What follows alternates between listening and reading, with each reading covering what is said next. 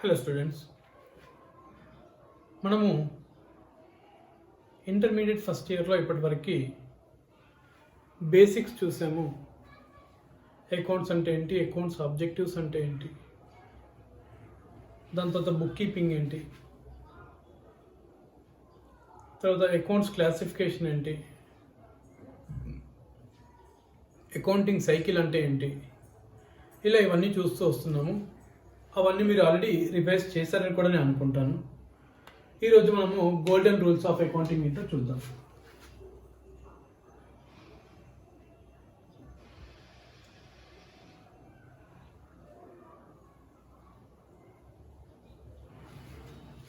So golden rules of accounting మనం already చెప్పుకున్నాము. Accounts classification ఏ రకంగా జరిగింది అనేది. అకౌంట్స్ క్లాసిఫికేషన్ బిజినెస్ స్టార్ట్ అయిన దగ్గర బిజినెస్ డైలీ పర్సన్స్తో డీల్ అవుతూ ఉంటుంది, పర్సన్స్తో డీల్ చేస్తుంటుంది.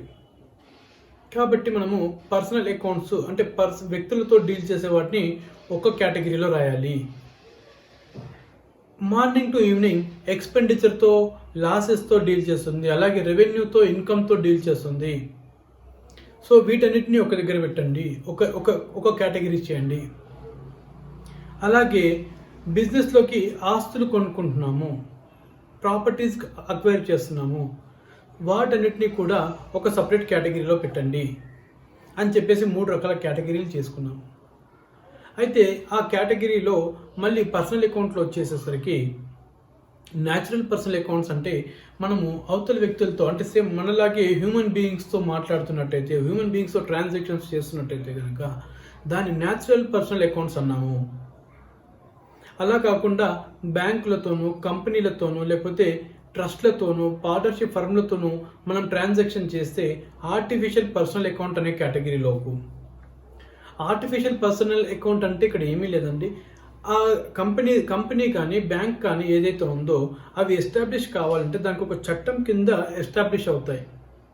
ఆ చట్టం ప్రకారం ఏంటంటే వాటికి ఒక సపరేట్ ఎంటిటీ అంటే ఒక సపరేట్ అస్తిత్వం అనేది ఉంటుంది. అందువల్ల వాటిని మనము ఆర్టిఫిషియల్ పర్సన్స్ అని పిలుస్తున్నాం అన్నమాట. దాని తర్వాత ఇంకొకటి రిప్రజెంటేటివ్ పర్సనల్ అకౌంట్ అన్నాము. రిప్రజెంటేటివ్ పర్సనల్ అకౌంట్ అంటే ఏంటంటే ఆ అకౌంట్లో మనం స్పెసిఫిక్గా ఎవరి పేరు మెన్షన్ చేయము, బట్ స్టిల్ మనము ఆ అకౌంట్ని చూడగానే ఇది సో అండ్ సో పర్సన్కి సంబంధించింది, లేకపోతే సో అండ్ సో పర్సన్స్కి సంబంధించింది, ఒక వ్యక్తికి సంబంధించింది కానీ వ్యక్తులకు కానీ సంబంధించింది కానీ అయి ఉంటుంది అన్న ఫీలింగ్లోకి వచ్చేది రిప్రజెంటేటివ్ పర్సనల్ అకౌంట్. ఓకేనా? సో ఇప్పుడు గోల్డెన్ రూల్స్ ప్రకారం మనం చేయాల్సిన పని ఏంటంటే ఈ అకౌంట్స్ని 3 రకాలుగా మనం క్లాసిఫై చేశాము.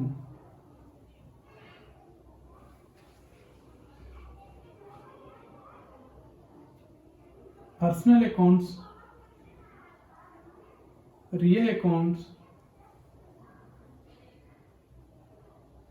Nominal accounts.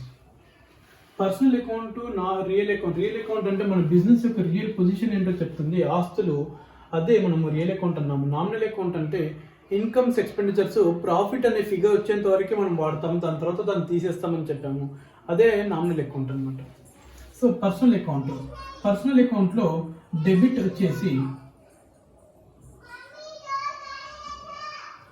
Debit is the receiver, credit is giver. అంటే ఏదైనా ఒక బెనిఫిట్ని తీసుకునే వాడిని డెబిట్ చేయండి, ఏదైనా ఒక బెనిఫిట్ని ఇచ్చేవాడిని క్రెడిట్ చేయండి అంటుంది personal account. Real account debit what comes in, credit what goes out. Real account వచ్చేసి నీ బిజినెస్ లోపలికి ఏమైనా వస్తుందా అలాంటి దాన్ని డెబిట్ చేయండి, మన బిజినెస్ నుంచి ఏదైనా బయటికి వెళ్తుందా అలాంటి దాన్ని క్రెడిట్ చేయండి అని చెప్తుంది. Next nominal account. All expenses and losses debit చేయండి, ఆల్ రెవెన్యూ ఇన్కమ్స్ని క్రెడిట్ చేయండి.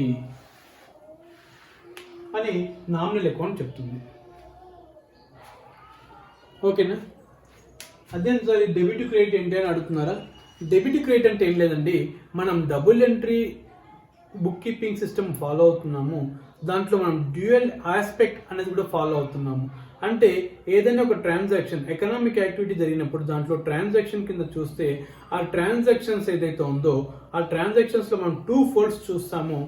దాంట్లో ఒకటి మనకు ఏమొచ్చింది, మన దగ్గర నుంచి ఏం పోయింది అని చెప్పి 2 ఫోల్డ్స్ చూడాలి అని చెప్పేసి మనం అనుకున్నాం. ఫర్ ఎగ్జాంపుల్ ఒక సేల్ జరిగింది 5,000 రూపీస్కి అనుకున్నాం. అంటే మనకి క్యాష్ వస్తుంది, క్యాష్ 5,000 మనకు వస్తుంది. 5,000 రూపీస్ ఆఫ్ వర్త్ గూడ్స్ బయటికి వెళ్ళిపోయినాయి. దాని పేరే సేల్స్ అనే రెవెన్యూ పేరు పెట్టుకున్నాము. ఓకేనా? అంటే డబుల్ ఎంట్రీ బుక్ కీపింగ్ సిస్టంలో మనం 2 ఆస్పెక్ట్స్ ఫాలో అవుతాం కాబట్టి ఈచ్ అండ్ ఎవ్రీ ట్రాన్సాక్షన్స్కి మనము 2 డిఫరెంట్ ఆస్పెక్ట్ల కింద రికార్డ్ చేస్తాము. దాంట్లో 1 aspect is debit, another aspect is credit. Debit aspect is what coming in or who is receiving. Credit aspect is what goes out or who is giving. అదే ఈ రెండింటికి. అదే అది expenditure అయితే ఎక్స్పెండిచర్ నేమ్తో డెబిట్ చేయండి. దాన్ని ఏ రూపంలో అయితే వెళ్తుందో అంటే వాట్ ఈస్ గోయింగ్ అవుట్, ఆ ఎక్స్పెండిచర్ మనం ఇంకర్ చేస్తున్నప్పుడు శాలరీస్ పే చేస్తాం. శాలరీస్ పే చేస్తే శాలరీస్ అనేది క్యాష్ రూపంలో మనం పే చేస్తున్నాం. సో శాలరీ అనేది ఎక్స్పెండిచర్, ఆ ఎక్స్పెండిచర్ని డెబిట్ చేయండి. ఆ శాలరీ అనేది మనం పే చేస్తున్నాము, అది ఎవరు పే చేస్తున్నారు అంటే బ్యాంక్ ద్వారా పే చేస్తే బ్యాంక్ పర్సన్ పే చేస్తున్నాడు కాబట్టి అది పర్సనల్ అకౌంట్ అవుతుంది. కాబట్టి క్రెడిట్ గివర్కి ఇవ్వండి అంటుంది.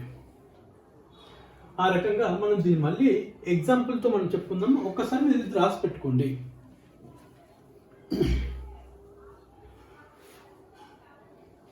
Golden rules of accounting: personal account, debit who is receiver, credit is giver. Real account, debit what comes in, credit what goes out. Nominal account, all expenses and losses are debit, all revenues and incomes are credit.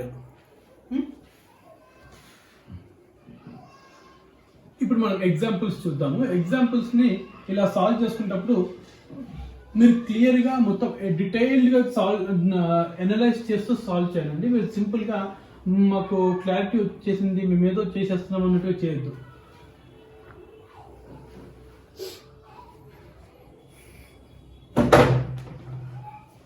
మీరు expenditure అంటే ప్రతి each and every ట్రాన్సాక్షన్ని డీటెయిల్డ్గా analyse చేస్తూ చేయండి. అలా అయితే మీరు చాలా బెనిఫిట్ అవుతారు, మీకు చాలా బాగా క్లారిటీ వస్తుంది. మెయిన్ థింగ్ మీరు ఒకసారి మీ అకౌంటెన్సీ టెక్స్ట్ బుక్ కనుక ఓపెన్ చేస్తే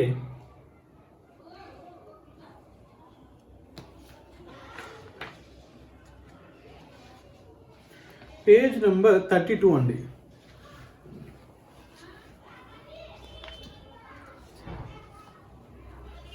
అకౌంట్స్ పేజ్ నెంబర్ 32.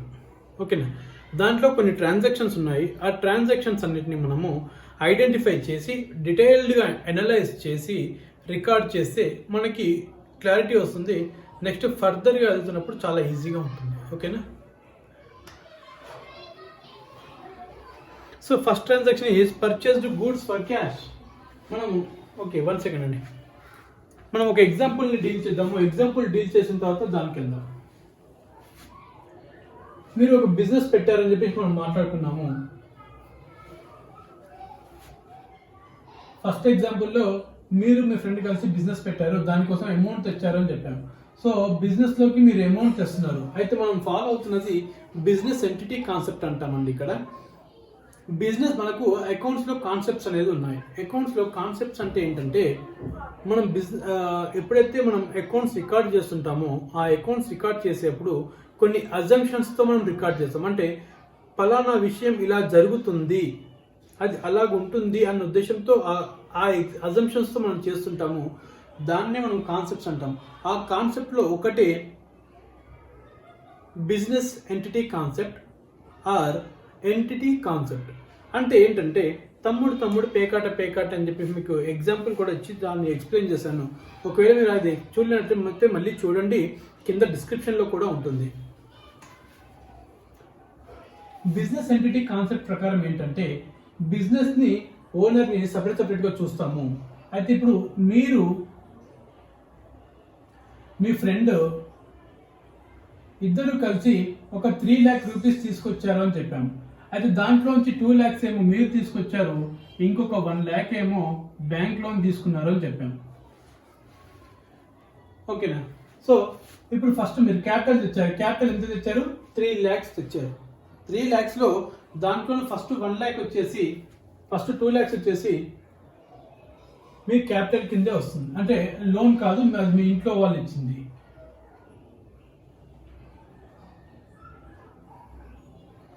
సో అది మీరు ఏంటంటే బ్యాంక్లో డిపాజిట్ చేసి బ్యాంక్ నుంచి మీరు తీసుకొస్తున్నారు అనమాట. సో మీరు బిజినెస్లోకి క్యాపిటల్ అనే దాన్ని బ్యాంకు ద్వారా ఇంట్రడ్యూస్ చేస్తున్నారు. సో ఇప్పుడు మనం దాన్ని ఏ రకంగా రికార్డ్ చేసుకోవాలి?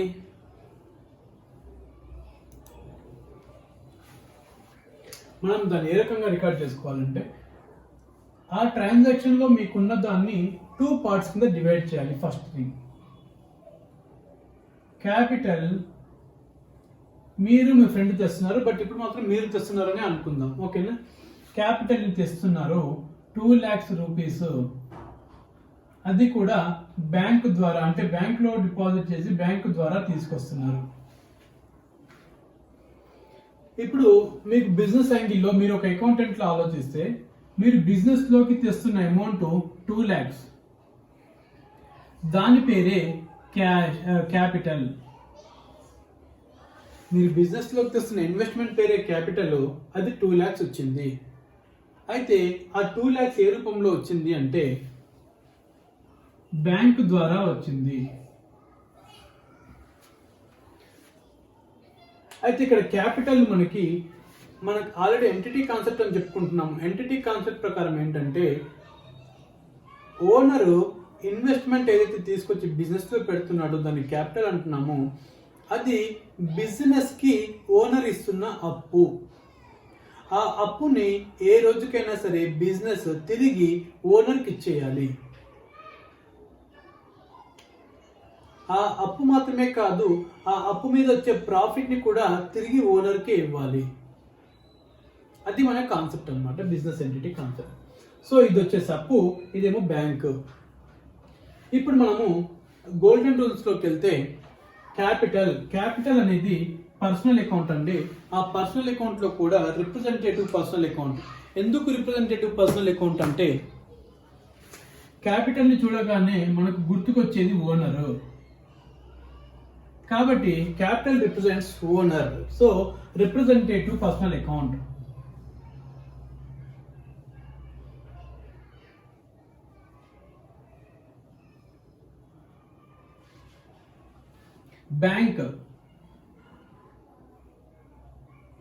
బ్యాంక్ ద్వారా వస్తుంది. సో బ్యాంక్ అనేది ఆర్టిఫిషియల్ జ్యుడిషియల్ పర్సన్. ఇక్కడే క్యాష్ ద్వారా కూడా రావచ్చు. ఒకవేళ క్యాష్ ద్వారా వస్తే మనకి అసెట్ అవుతుంది. ఇక్కడ బ్యాంక్లో ఉండే బ్యాలెన్స్ మనకి అసెట్ అవుతుంది, బ్యాంక్ మాత్రం పర్సనల్ అకౌంట్ అవుతుంది. సో ఇది వచ్చేసి రిప్రజెంటేటివ్ పర్సనల్ అకౌంట్, ఇది వచ్చేసి ఆర్టిఫిషియల్ పర్సనల్ అకౌంట్.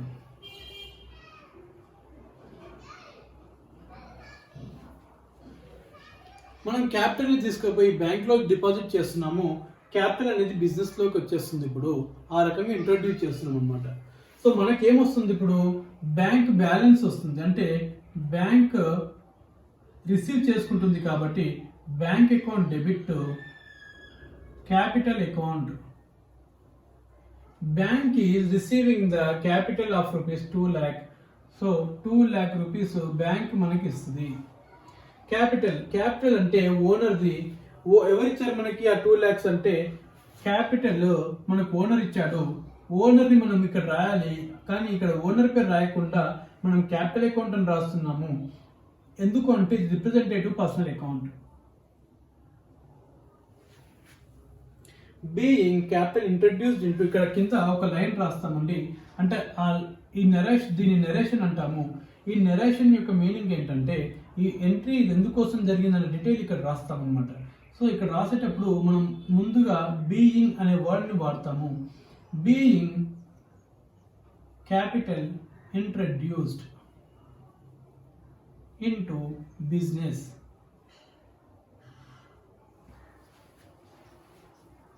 క్యాపిటల్ బిజినెస్లోకి ఇంట్రడ్యూస్ చేయబడుతుంది అని చెప్పేసి రాస్తున్నాం అనమాట. కింద మనం జర్నల్ ఎంట్రీ రాసుకున్నప్పుడు ఒక ప్రొఫార్మా ఉంటుందని కూడా మనం చెప్పుకున్నాము.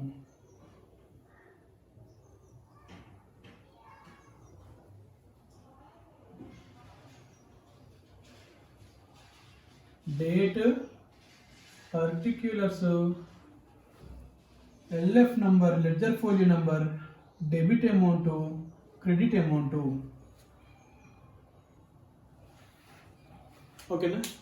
సో ఇక్కడ జర్నల్ ఎంట్రీ మనం రాస్తున్నప్పుడు మనం ఉపయోగిస్తున్న పదాలు ఏంటంటే, మనం ఉపయోగిస్తున్న రూల్స్ ఏంటంటే, గోల్డెన్ రూల్స్ ఆఫ్ అకౌంటింగ్ ఒకటి వాడుతున్నాము, డ్యూయల్ ఆస్పెక్ట్ సిస్టమ్ ఆ డబుల్ ఎంట్రీ సిస్టమ్ని ఒకటి వాడుతున్నాము.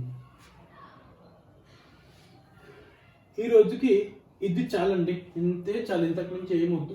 మీకు ఇక్కడి వరకు ఏదైతే అర్థమైందో దాన్ని చాలా బాగా అర్థం చేసుకోండి అంతే. ఇప్పుడు మీకు ఇక్కడ మీకు ఇక్కడ ఏమేమి అప్లై చేస్తాను అంటే, నేను ఒకటి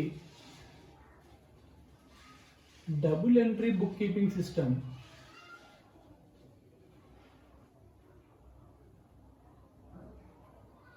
రెండు dual aspect system.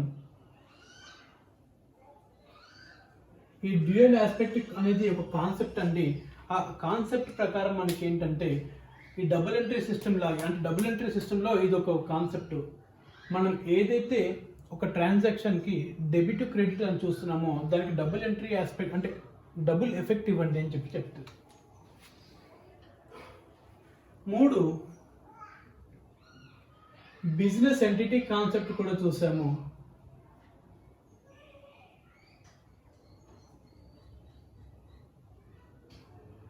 4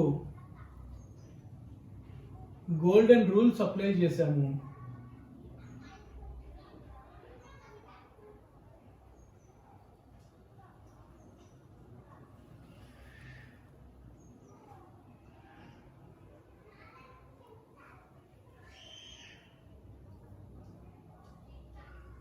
journal entry return రాసాము, recorded. ఓకేనా? ఇక్కడ జర్నల్ ఎంట్రీ కూడా రాసాము. దీన్ని మనం ఇంకొంచెం ముందుకెళ్ళి అకౌంట్ లెడ్జర్గా క్లాసిఫై చేసేద్దామండి. అది కూడా పని అయిపోతుంది, అంటే మీకు క్లియర్గా చెప్పినట్టుగా ఉంటుంది. మనం చెప్పుకున్నట్టుగా ఇక్కడ జర్నల్ ఎంట్రీ రాసేప్పుడు ఎంట్రీలో ఎన్ని రకాలైన కేటగిరీస్ ఉంటే అన్నిటికీ ఒక్కొక్క అకౌంట్ ఓపెన్ చేయాలి. సో ఇక్కడ మీరు లైన్స్ మీరు వేసేసుకోవచ్చు. నేను ఇక్కడ వేయట్లేదు, జస్ట్ ఓన్లీ 2 లైన్స్ వేస్తున్నాను. మీరు మొత్తం అన్ని లైన్స్ వేసుకోండి. ఇక్కడ మనకి బ్యాంక్ అకౌంట్ అనేది ఒకటి ఉంది, బ్యాంక్కి ఒక అకౌంట్ ఓపెన్ చేయండి. క్యాపిటల్ అకౌంట్ ఉంది, క్యాపిటల్కి కూడా ఒక లెడ్జర్ అకౌంట్ ఓపెన్ చేయండి. ఇక్కడ డెబిట్ క్రెడిట్ రాయడం మర్చిపోవద్దు. ఇప్పుడు దీన్ని తీసుకెళ్ళి అక్కడికి రాసే ప్రక్రియను మనము పోస్టింగ్ అంటున్నాము. ఆ పోస్టింగ్ ఎలా పోస్ట్ అవుతుందో చూద్దాం. Bank account debit to capital. మీరు క్లియర్గా చదవండి జర్నల్ ఎంట్రీని, మీకు బాగా అర్థమవుతుంది. మీరు ఒక్కసారి కాకపోతే 10 సార్లు చదవండి, మీరు బాగా అర్థం చేసుకోండి. Bank account debit to capital account. Bank account has to be debited with capital account. ఓకేనా? సో బ్యాంక్ అకౌంట్ డెబిట్ చేయండి, ఏమని? To capital. అంటే బ్యాంక్ బ్యాలెన్స్ని మనము ఇంక్రీజ్ చేస్తున్నాం అనమాట. బ్యాంక్ బ్యాలెన్స్ని ఏ రకంగా ఇంక్రీజ్ చేస్తున్నామంట, క్యాపిటల్ అనేది బిజినెస్లోకి వచ్చింది, బ్యాంక్లోకి వచ్చింది. ఆ రకంగా మన బ్యాంక్ బ్యాలెన్స్ ఇంక్రీజ్ అయిందంట 2 lakhs. అలాగే capital account credit. Capital account అనేది క్రెడిట్లో ఉందంట, అంటే క్యాపిటల్ అకౌంట్ని క్రెడిట్ ఇంక్రీజ్ చేయమంటున్నాడు. దేంతో అంట, capital account has to be credited with bank అనే పేరుతో దీన్ని ఇంక్రీజ్ చేయండి. సో బై మనం జర్నల్ ఎంట్రీ నుంచి దాన్ని తీసుకెళ్ళేప్పుడు ఇక్కడ డెబిట్ సైడ్లో రాస్తున్న ఎంట్రీకి అయితే 2 క్యాపిటల్ అని రాస్తాము, క్రెడిట్ సైడ్లో రాస్తున్న దానికైతే ఇక్కడ బై అని యాడ్ చేస్తాము. by bank. Capital account is credited by bank 2 lakh. ఇది మన లెడ్జర్ పోస్టింగ్. ఇక్కడ వరకు చాలండి, మీరు ఇక్కడ వరకు నేర్చుకుంటే చాలు. మనం ఇక్కడ ఇంకొకసారి ఈ ఒక్క పార్ట్ మళ్ళీ ఎక్స్ప్లెయిన్ చేస్తాను, మీరు మళ్ళీ వినండి. ఇక్కడ జరుగుతుంది ఏంటంటే, ఒక ట్రాన్సాక్షన్ జరిగింది. ఆ ట్రాన్సాక్షన్ని మనం చాలా క్లియర్గా చూస్తున్నాం. ఏం జరిగింది? క్యాపిటల్ అనేది బిజినెస్లోకి ఇంట్రడ్యూస్ అయింది. ఎంత? 2 lakhs. మన ట్రాన్సాక్షన్ అంటే మన బిజినెస్ ప్రకారంగా మన ఉన్న బుక్ కీపింగ్ అంటే డబుల్ ఎంట్రీ సిస్టమ్ ఏదైతే ఉందో ఆ డబుల్ ఎంట్రీ సిస్టమ్ని బేస్ చేసుకుంటే మనం ప్రతి ట్రాన్సాక్షన్లో 2 ఆస్పెక్ట్స్ చూడాలి. Dual aspect. ఆ 2 ఆస్పెక్ట్స్ని డెబిట్ క్రెడిట్ కింద మనము డివైడ్ చేసి golden rules of accounts apply చేయాలి. దాని తర్వాత దాన్ని జనరల్ ఎంట్రీలో రాయాలి. సో ఇప్పుడు మనం చూస్తే ఈ ట్రాన్సాక్షన్లో 2 lakhs అనేది కామన్, అమౌంట్ ఈజ్ కామన్. అయితే ఆ క్యాపిటల్ అనేది బిజినెస్లోకి వస్తుంది, అలాగే బ్యాంక్ అనేది బిజినెస్లోకి వస్తుంది. అంటే క్యాపిటల్ అనేది బ్యాంక్ రూపంలో అంటే బ్యాంక్ ద్వారా లోపలికి వస్తుంది. ఇప్పుడు ఈ 2 ఐటమ్స్ ఏవైతే ఉన్నాయో వాటిని క్లియర్గా అనలైజ్ చేయండి. క్యాపిటల్ అనేది ఓనర్ని రిప్రజెంట్ చేస్తుంది. So it is representative account. So ఆ ఓనర్ అనే వాడికి పర్సనల్ అకౌంట్ కాబట్టి పర్సనల్ అకౌంట్ ప్రిన్సిపల్ని అప్లై చేస్తే క్యాపిటల్ ఓనరు ఇస్తున్నాడు. So capital is giving by owner. So capital అకౌంట్ని క్రెడిట్ చేయండి. సో పర్సనల్ అకౌంట్ యొక్క రూల్ ఏంటి? పర్సనల్ అకౌంట్ రూల్లో debit who is receiver, credit is giver. So owner is giving. So అందుకే మనము క్యాపిటల్ అకౌంట్ని క్రెడిట్ చేస్తున్నాము. ఇక్కడ ఇంకొకటి ఉంది, అది బ్యాంక్. బ్యాంక్ అంటే ఏంటి? Bank is real account, asset. So what is coming in real అకౌంట్లోకి వెళ్తే what is coming in bank balance is coming in. So 2 lakhs. లేదు ఆర్టిఫిషియల్ పర్సన్ అనుకున్నట్టయితే కనుక bank is receiving. So 2 lakhs అని చెప్పేసి రాసుకుంటాం debit సైడ్లో. ఓకేనా? మీరు ఈ ఎంట్రీని చాలా బాగా ఒకసారి చూసుకోండి.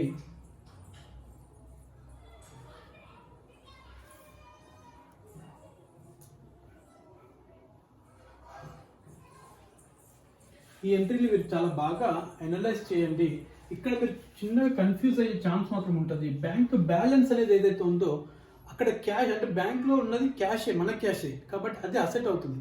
బట్ మనం ఏ బ్యాంక్ అయితే మనకు డీల్ చేస్తున్నామో అది మనకు ఆర్టిఫిషియల్ పర్సనల్ అకౌంట్ అవుతుంది.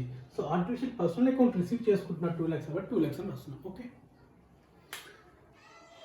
ఇదే మీరు చాలా బాగా అనలైజ్ చేసి రాయండి. మనము రేపు ఒకేసారి ఇంకా ఫర్దర్ ఒక ఎగ్జాంపుల్స్తో డీల్ చేస్తూ ఉందాం. అలా ఒక 2-3 days ఇలా ఈ జర్నల్ ఎంట్రీస్ రాస్తూ ఆ జర్నల్ ఎంట్రీ తీసుకెళ్ళి ఇక్కడ పోస్ట్ చేద్దాం. దాని ద్వారా మీకు కొంచెం క్లారిటీ వస్తుంది. వన్స్ క్లారిటీ వచ్చిన తర్వాత మనం ఫర్దర్గా మూవ్ అవుదాం.